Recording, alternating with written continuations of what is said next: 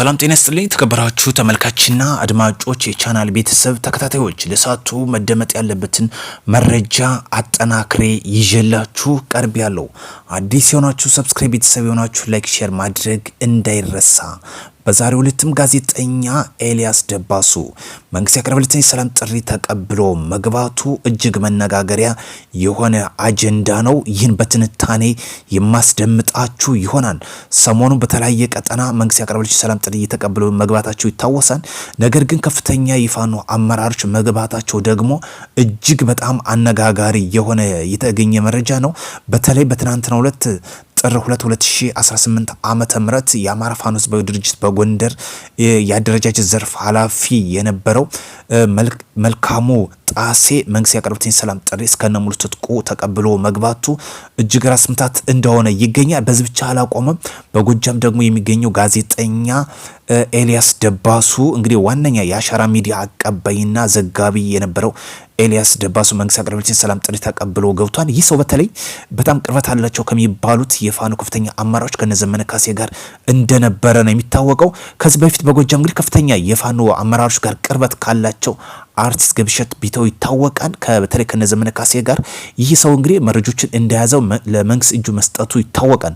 በተለይ በእነዚህ በቅርበት ከሚገኙት ወራቸው ውስጥ ነው እጁን የሰጠ ገብሸት ቢተው ሙሉ መረጃ እንግዲህ ለመንግስት እንዳቀበለ ይታወቃል። በአጭሩ ይህ የሚያመላክተው ፋኖ በብዛት ወደ መንግስት እጁን እየሰጠ መሆኑና ከፍተኛ የሚባሉት የፋኖ አመራሮች ሙሉ መረጃ እንደያዙ ለመንግስት እጃቸውን መስጠታቸው ነው። ይህ ማለት በአጠቃላይ ይህ የሚያስረዳው ረበቢስ መሆኑ አዝ በፊት የቆዩበት ትክክል አለመሆኑ የሚያመላክትን በአባልነትም ያሉ ወንድሞች ፊታቸውን ወደ ሰላም እንዲያዞሩ እጅግ የሚያመላክት መንገድ ነው። ለዚህ በእነዚህ ሁለት ቀናት ማለት ነው ጥር 2 በትናንትናው ዕለት የአማራ ፋኖ ህዝባዊ ድርጅት ከፍተኛ ኃላፊ የነበረው በዛሬው ዕለት ደግሞ ጥር 3 2018 ዓ.ም ከፍተኛ የፋኖ ዘጋቢ ወይም ጋዜጠኛ የነበረው ኤልያስ ደባሱ መንግስት ያቀረበለትን የሰላም ጥሪ እንዲሁም ባልደረቦችን እንዳስከተለ በጎጃም ገብቷል። እጅግ እናመሰግናለን። በጎጃም ከፍተኛ የፋኖ አመራሮች ከሚባሉት ቁልፍ ሰዎች ሶስት ሰዎች በተለይ ላስታውሳቸው። አንደኛ ገብሸት ቢተው የአርቲስት ተብሎ የሚታወቀው በሽለላ ሲሰራ የነበረ ከከፍተኛ የፋኖ አመራሮች ጋር ቅርበት ያለው እንዲሁም በከፍተኛ አመራርነት ሲሰራ የነበረ። ሌላኛው ደግሞ ስዩም ይዘንጋው ነው። በዋነኛነት በጎጃም ሲሰራ የነበረ። እነዚህ መንግስት ያቀረበለትን ሰላም ጥሪ ተቀብለው መግባታቸው ይታወቃል። በዛሉት ደግሞ የአሻራ ሚዲያ ወይም ደግሞ የፋኖ መረጃ ጋዜጠኛና ዘጋቢ የነበረው ኤልያስ ደባሱ መንግስት ያቀረበለትን ሰላም ጥሪ መግባቱ ሌላኛው አነጋጋሪ ጉዳይ እየወጣ የሚገኝ መረጃ ነው። በአጠቃላይ እጅግ በርካታ ቁጥር ያለው ፋኖ መንግስት የዘረጋለትን ሰላም ጥሪ እየተቀላቀለ መሆኑ ነው። በአጠቃላይ ስንመለከተው ወደ ቻናል ቤተሰብ ተከታታዮች ሁሉም ወደ ሰላም የሚገፋፋ መንገድ ነው። ለሀገራችን ሰላምና ሰላም ብቻ ነው የሚጠቅመውም የሚያዋጣውም። የሀሳብ ልዩነቶችን በሰለጠነ መንገድ መፍታት ተገቢ መሆኑን የሚያሳይ ነው።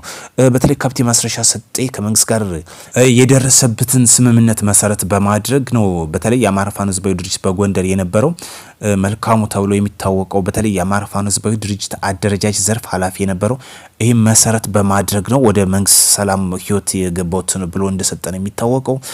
በተለይ ጎንደር ላይ ያለው አሁን ከዋት ጋር አንሰራም ነው ዋነኛ ከዋት ጋር አብረን አንሰራም፣ ወልቃይትንም አሳልፈን አንሰጥም በማለት የተሾመ አበባው ወንድም መግባቱ ይታወሳል። አሁን ደግሞ እሱ እንደሚገባ ይጠበቃል። ተሾመ አበባው ሁለት ነገር ከጎኑ አጧን ወይም ደግሞ አብሮ ሲሰሉ የነበሩ ባልደረቦች ወደ ሰላም መንገድ ፊታቸውን አዝሯል።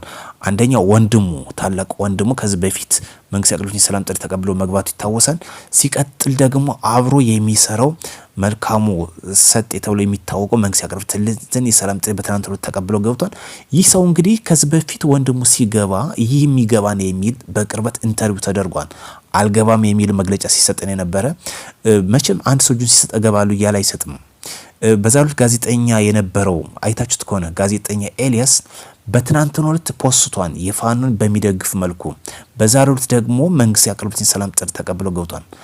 እጅግ የሚገርመው በሰዓታት ልዩነት ነው የገባው። በሰዓታት ልዩነት ቢያንስ የ5 ሰዓት የ6 ሰዓት ልዩነት ፋኖን የሚደግፍ መግለጫ ሰጥቶ በዛሬው ዕለት የመንግስት ያቀረበለትን ሰላም ጥሪ ተቀብሎ ነው የገባ። አንድ ሰው እጁን እሰጣለሁ አይልም። ምክንያቱም ከጀርባው እንደሚመታ ያስባል። ባጭሩ ለሀገራችን የሚጠቅመው ሰላም ብቻ ነው። እርስ በርሳችን እየተወጋጋን እርስ በርሳችን እናልቃለን። ለዚህ መፍትሄው የሀሳብ ልዩነቶችን በሰለጠነ መንገድ መፍታት የምንችልበትን ነፃ ውይይት መንግስት ክፍት አድርጓል። ይህን ብንጠቀምበት መልካም ነው እንላለን። ህወሓት ደግሞ ወልቃይትን እጠቀልላለሁ የሚል አባዜ እየተንቀሳቀሰ ይገኛል። የተከዜ ዘቦች በሚገርም ሁኔታ እየሰለጠኑ እያስታጠቁ ይገኛሉ። ከዚህ በፊትም በሰሜኑ ጦርነት ጊዜ ይታወሳል።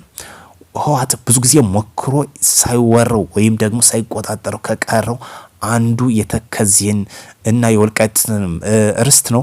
ለዚህ ደግሞ በነ ኮሎኔል ደመቀ ዘውዱ የሚመራው ጠንካራ ኃይል አሁን እያስታጠቁ እያደራጁ ይገኛሉ። ወልቃይት ሁለት ነገር ይዛን ህወሓትን ከሱዳን ጋር የሚያገናኝ ድንበር ነው።